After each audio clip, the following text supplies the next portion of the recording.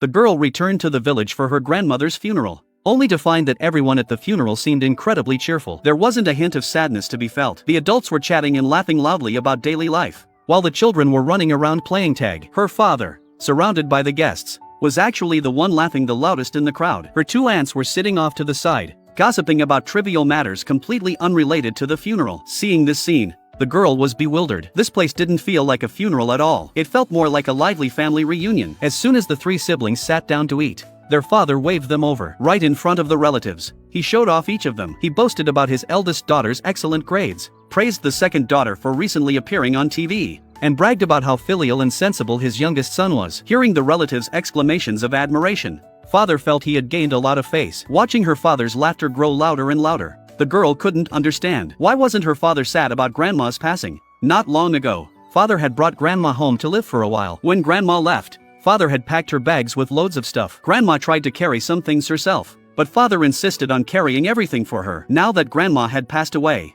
father didn't cry at all. He was acting as if nothing had happened. This made the girl extremely suspicious. She started to wonder, was father simply incapable of loving grandma? However, her sister didn't answer her question. Instead, she asked when their uncle working abroad would be returning. Mother said uncle wouldn't be back until tomorrow. This made the girl feel that the deceased grandma was quite pitiful. Grandma didn't get to see her eldest son one last time. Father and her aunts weren't even sad for grandma. The next day, when the girl woke up, she found father squatting alone in the hallway, looking like he hadn't slept a wink all night. She wanted to go over and say hello. Just then, her aunts finished making breakfast. Father looked dazed and exhausted. The girl couldn't help but feel sorry for him, but she noticed father still showed no signs of grief. He even complained that her aunts hadn't cooked the dishes he liked. This made the sympathy that had just risen in the girl's heart turn cold again. Today, mourners continued to arrive. Father remained all smiles throughout the entire day. It wasn't until 10 p.m. that the guests finally started to leave. The funeral was finally drawing to a close. Father, who hadn't slept for 2 days, sat alone in the courtyard, constantly looking toward the entrance gate. The girl was a bit worried about her father. She walked over to urge him to get some rest. Seeing his daughter caring about him so much, a smile finally returned to father's previously vacant face. Just then, their uncle, who was abroad, finally rushed back.